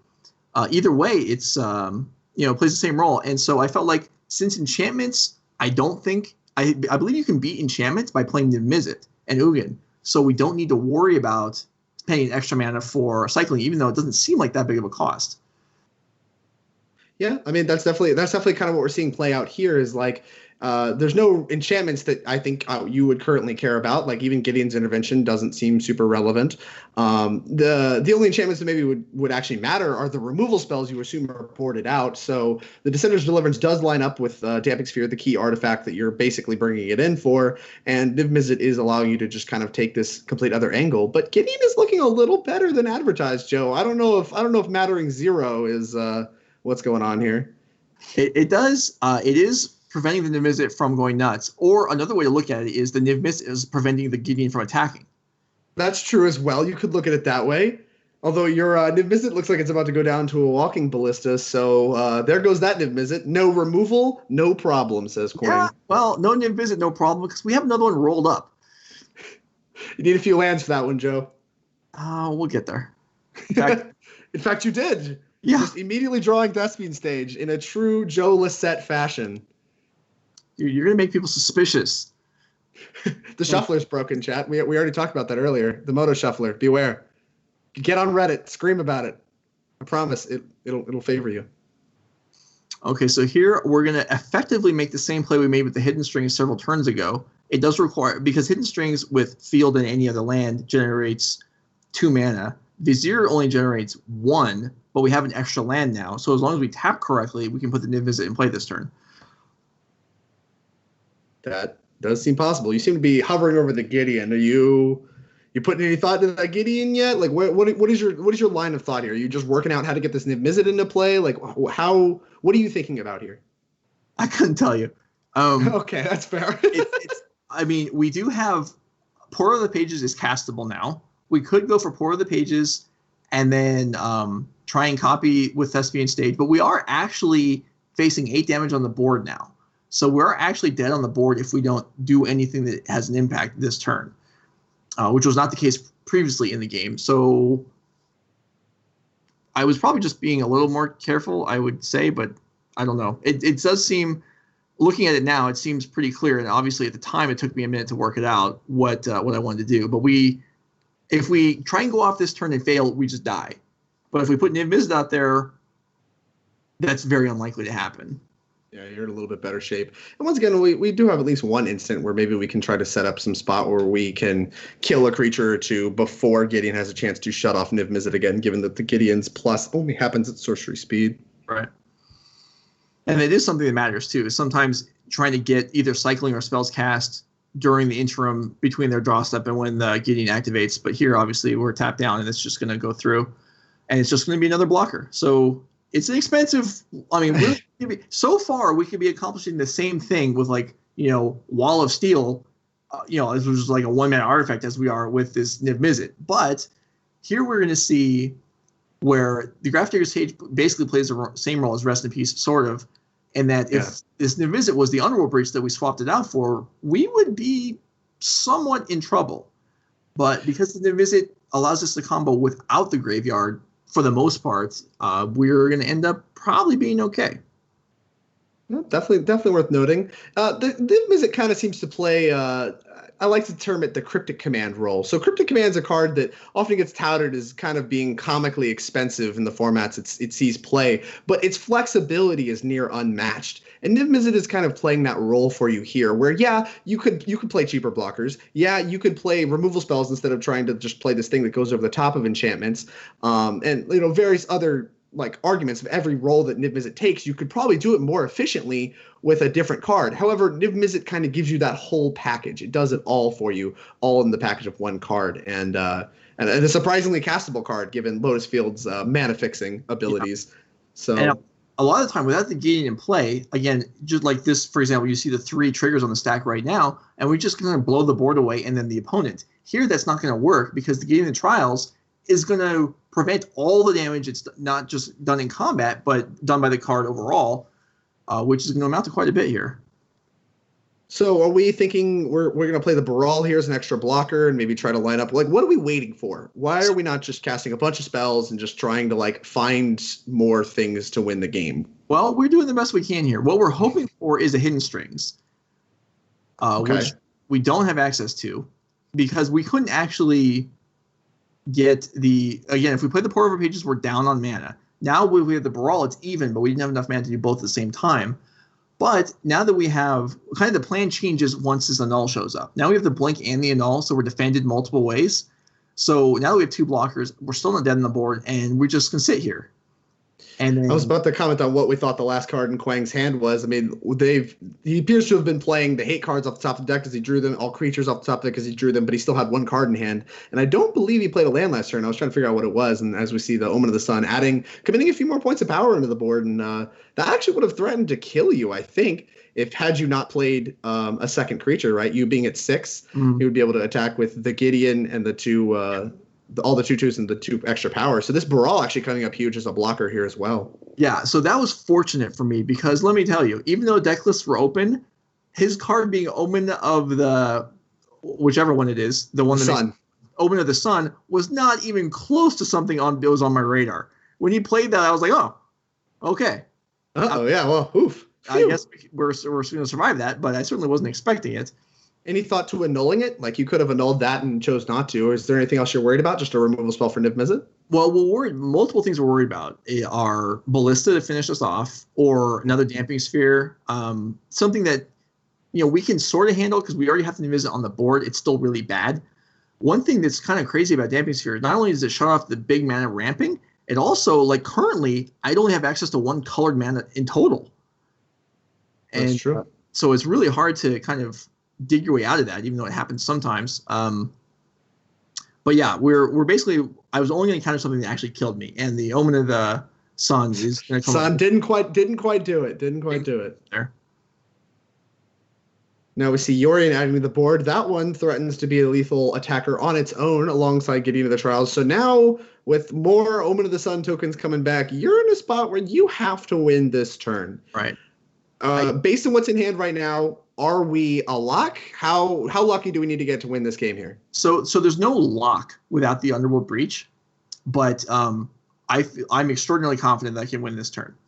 Well, also, we have the ability to bounce the cage. So if we draw the one breach that's still in the deck or one of the wishes, we can win that way.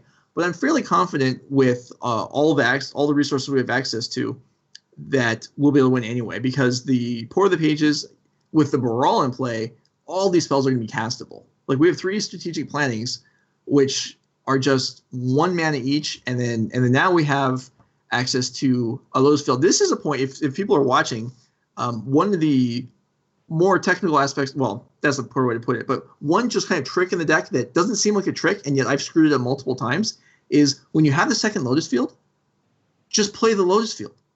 Don't waste your time using a Thespian stage to copy the one that's already in play. You're wasting your mana. It's just stupid. And yet, I'm sad to say, it's exactly what I do here. Perfect, Joe. I'm glad we got this one on camera. I need some more stories about you. That way, every time you start telling miracle stories, let me tell you about Joe just wasting mana left and right when he's dead on board.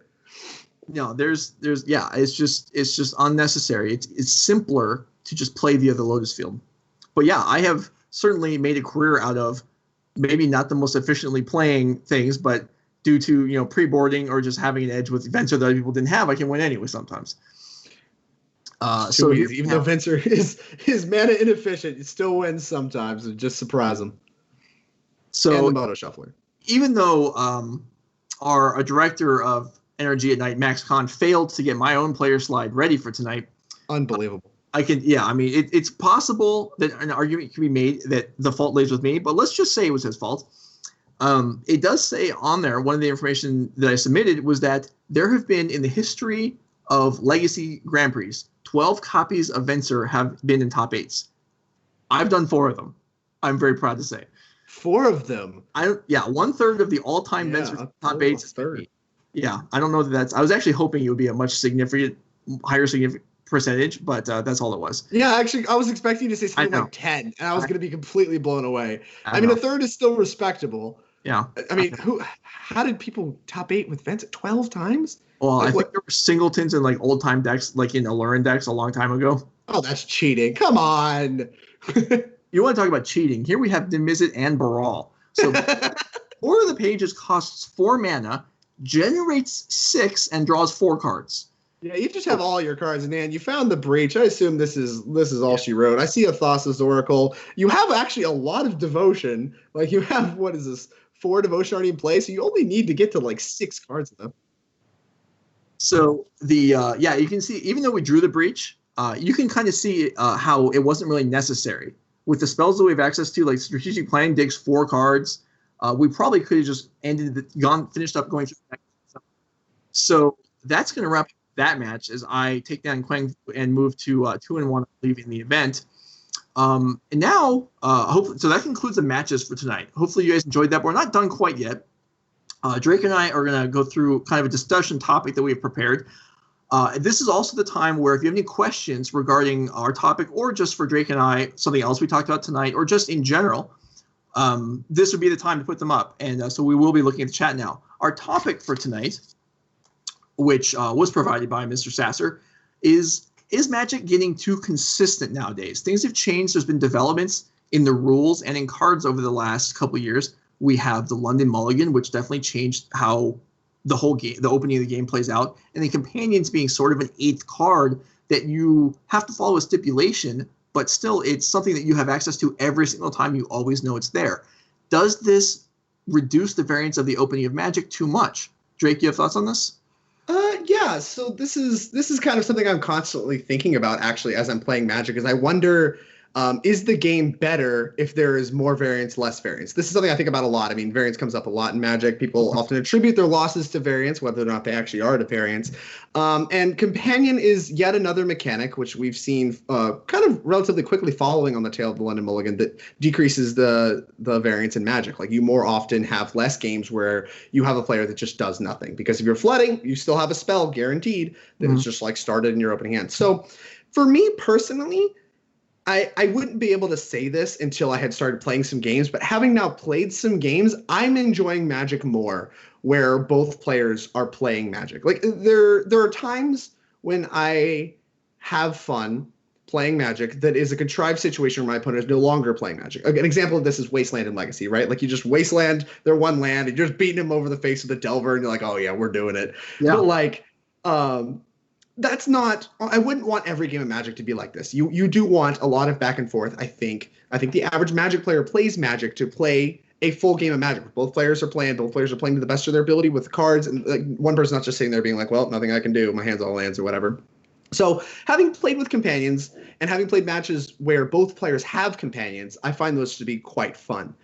The problem for me kind of arises in the deck restriction that comes with the added consistency. So now think of it like Ponder and Preordain, right? These cards are banned in Modern, right? Because they provide too much consistency to blue decks in Modern. Right. At least I believe that was the reason that they were banned. I did not go back and read it, but I remember that being the argument, is that it added too much consistency specifically to blue decks. My argument is I am frustrated that I feel companions do the same thing to whatever decks play the companions, right? Like, you cannot, well, unless you're Joe Lossett and you're playing in the NRG series, you basically should not be playing a deck that doesn't have a companion right now, because you get Ponder Preordain in the form of a creature that now just starts in your opening hand, right? You have this now added consistency engine. So I think more of the discussion for me comes around, why are we saying this is okay for the consistency of Magic, but cards like Ponder and Preordain aren't?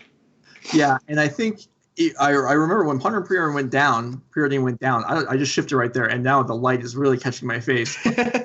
Fortunately, we're almost done. Yeah, it wasn't so much that Ponder and Preordain are broken, it's that Ponder and Preordain and Opt and Serum Visions and whatever else is just too much. And so they decided we need to chop out some of these. And so, yeah, with the companions being just always there, it's kind of a similar thing. It's, yeah, you're right. It's just consistent. You always have access to it. If both players have it, you can still have a balanced game. If one player has it, sometimes it's just a runaway, and that's not so much fun for everybody. And there's not, like, beating unique strategies is satisfying up to a point. And then when you've done it, it's just like, this is kind of a hill I have to climb every single time, and I'm tired of it. I want to fight on even ground. So I know earlier in the week we talked about, companions. I like the idea of companions. I think it's cool. But I feel like we pushed a couple of them too far. And if it becomes ever present in every deck, then I think it's clear at that point the mistake's been made. It's not clear to me now that, at least in the lower powered formats, that things are out of control. But given time, I mean, sometimes things are printed, combinations of cards, that isn't even realized for a period of time how busted they are. So we'll see. And although things move much quicker now than they did years ago because of just the information age, things are flying around all over the place. Everyone's on the internet talking to each other, looking at results. Every week you see Drake Sasser top 80 with a new addition to his deck, and you're like, oh, well, maybe I want to implement that. I'll try it out. No, it's trash. Let me see Joe's innovations. There we go. That's the one. Wow. And you just see how, yeah, are companions too much? I think no. Let's see if anyone has the chat has any opinions. I mean, I also think no. I don't think I actually gave an answer, but I do not think they are too much. I think maybe Luris is a little too powerful. That card's, like you said, that one, we lured to a few of them, pushed a little far. That one might be a little bit much. But what I actually want to see, and this was discussed on Twitter a little bit, I want to see more companions. I want to see a wide range of companions, that where if companions are the only thing you can do, make basically every deck have access to some flavor of companion. It doesn't have to be the best, give green the Ancient Stirrings as you give blue Ponder. Like, maybe Ancient Stirrings is worse than Ponder, but give them something, right? Give them a consistency engine to work with. Don't let the decks that people have been playing for years, people have fallen in love with, give them some companions to play with. that fit in their colors, that fit in their deck scheme, make more companions. I'm fine with Magic being about that. I'm fine with Magic being more consistent, but give it to a wide range of things so that we have a more diverse game. And we'll see if that happens over time. It's interesting you just said, like, give green Ancient Stirrings or whatever. Imagine a scenario where we had, let's say, blue was not allowed to play any spells that were, or let's say there was a cantrip companion. There was just let's say it was a 0-1 or 1-1 that came into play and pondered. But if you played it, you couldn't play any 1-mana spells that drew cards. So you always had your first ponder effectively in your 8th card opening hand every game, but you couldn't play any other ones. That would be kind of interesting. Would that be busted? I don't know. Probably not, but it would be interesting. I do kind of like the idea of there being more companions, like you said, to choose from, so that we didn't have a situation like Canada Grace in the chat is asking, do you feel like you have to play a companion? Are you at a disadvantage if you don't? I feel like in Pioneer, we're not at that point. I don't feel like you're at a disadvantage if you're not playing a companion. Maybe that's only specific decks. I mean, that may be the case. In older formats, like I haven't played Vintage with companions. I haven't played Legacy in the week or two since companions came out. I don't know the answer to that, but it's possible. It's yes. I mean, yeah, I think it kind of comes down to a very specific scenario where if your deck cares about card advantage, just sheer card advantage, most of the time, given the companions that exist right now, you should be playing a companion, especially something like Yorion, which provides insane value when it enters the battlefield in most formats it's available in. But the way you can circumvent that, I would argue, is very similar to how you approach the NRG series Pioneer event that you're just playing in right now, right? Where you're not playing a companion, but your deck, as we saw in your match, gets to ignore decks that care about, grinding, that care about card advantage. You just go over the top of them. So if you have this deck that is powerful enough to justify, no, I don't need a companion, I don't need that free card. So yeah, sometimes games where I flood out and don't play and maybe don't have access to that card will come up. But on average, playing my cards that are powerful is worth it. It requires there to be a deck that can go over the top of the other decks that are playing companions and just completely invalidate the fact that they have a companion, right? To just make the game not at all about that. And in a lot of Eternal formats, even the decks that do that still have access to a companion for relatively free. Decks like Tron have access to that Gigantha card, right? For pretty free. So it's really niche scenario. So in general, I think the answer to your question is yes, but there are very specific corner cases, I think, like Breach and Modern, where the answer could be no, and it's pretty easy to evaluate, I think, on a case-by-case basis. Right. So we're going to take a couple more before we get out of here. So there's a question, a comparison between companions and planeswalkers. Planeswalkers were a new kind of card. They introduce a new powerful thing you could do, and there are lots of different kinds, and yet are you at a disadvantage if you're not playing a planeswalker? Not really. Is that relatable? It's maybe not entirely the same because it's not, you don't get the free card in your opening hand, but still it's kind of like a game mechanic that you're not at a disadvantage if you're not playing. Yeah, yeah. The fact it's not a mechanic, like planeswalkers aren't so powerful that you have to include them in your deck. Now, there are corner cases like Oko. Let's talk about that Magic card. That card's ridiculous. And if you were not playing that card in its time and playing that on turn 2 specifically, you were probably wasting your time. But in general, planeswalkers as an idea aren't so fundamentally powerful that you most likely should be playing one if you can. Whereas I think companions do take that a step beyond. Right. It's not as a direct of a comparison. I guess is more of the answer to the real answer to the question. But I think for the sake of a yes or no, the answer would be no. Yeah. One more comment from the chat suggesting that it would be more fair maybe if you could interact with with companions when they're in the companion zone, when they're off to the side. Like, for example, if your Thoughtseize, if you starting the game with your companion, with access to your companion like we are now, but if a discard spell could take it, like you can counter a companion, but you can't hit it with a discard spell. That probably would make it more, then you're up a card, but you don't have, it's not quite the same because you can interact it with more different ways. So maybe that would have made it more reasonable. Like if it just put the card in your hand? I think it's still so powerful to have an 8th card in your hand. Now, I guess it would introduce weird scenarios where if you're on the draw with a companion in your hand, you have the feel bads go to discards if you don't have a turn 1 commit to the board. Okay, I suppose that's true. So that feels a little rough. Maybe that's balancing it. Like if you're on the draw, you don't have it. It shifts more, it helps people. No, it just helps people on the play. That's not what you want. You want to help people on the draw. Never mind. Ignore everything I was about to say about that. maybe companions work where if you're playing with a companion, then you can start with it in your opening hand, but you have to put a card away like you do on a mulligan. Yeah, I think that certainly would have made more sense. Yeah. Like, because essentially it's like treating it like a tutor. Like, you get a free tutor. Right. Yeah, like, yeah. That's how best the companion is. Think about it. If you could always tutor this one creature, like, just for free from your opening hand, like, think Once Upon a Time, right? You always get to just throw a Once Upon a Time on the bottom for this specific creature. And like, that's how that sounds nuts. And it's better than that. Yeah, it's better than that. All right, thank you for joining us today. We're going to go through a few ads real quick to help support the stream. So let's run through those. KMC Sleeves are a sponsor of the Nerd Rage series and all of our live events when we get back to running them again. KMC Sleeves are available at discount. They're also available from our website. So if you're still playing Magic in this room, whether you're at home, you're playing Commander, or you're competing with people you know, perhaps you're on Team Lotus Box and you live with all your teammates and you're still going through sleeves, they are available both through our website and their own. Next up, we have our own website, nerdragegaming.com. The singles, we're still here. We're still functioning. You get free shipping with promo code STAYHOME. We're buying and selling. We're still functioning. So hit us up if you're looking for singles or if you're looking to dump stuff you don't need anymore. Boxes are available. Ikoria, Lara Behemoths, new set coming up. The paper release got pushed back a few weeks, but is now coming up again. So if this is a set that you're interested in having a plentiful supply of, you can hit us up for boxes at $94.99. I am in love with this set, playing limited. I've played a ton of it. So, yeah, if you feel the same way, or if you're just looking to try out something, this stuff is available. Next up, we have Commander 2020 decks. The set of 5, those a new product from Wizards to for I always instinctively want to say the more casual crowd, even though it's not true. There are plenty of Commander players that are very competitive. Anyway, we have the set of the decks that are available. So if that is how you like to enjoy Magic, hit us up and we can get those shipped out to you. And if you use, again, the Stay Home code, then it's free shipping.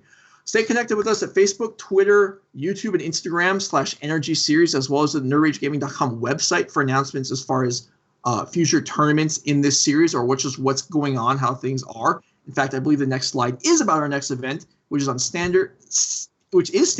It's on May 9th, and we're playing on Arena this time.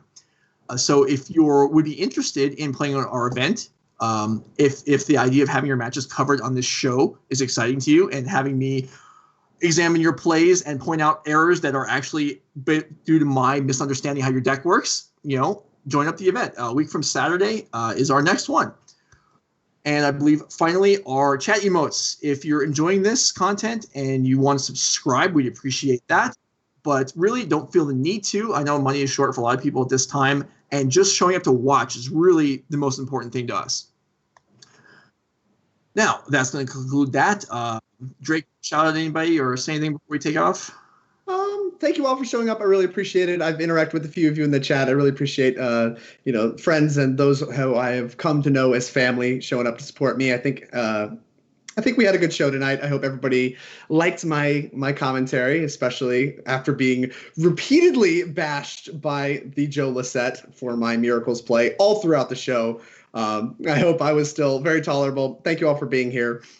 Tune in tomorrow. My buddy Tannen, he's going to be here. You can bash on him for whatever you want. This is the roast of whoever the guest is. So, to summarize, Drake, do you have anything relevant to say? No. But no. Grace will be here tomorrow.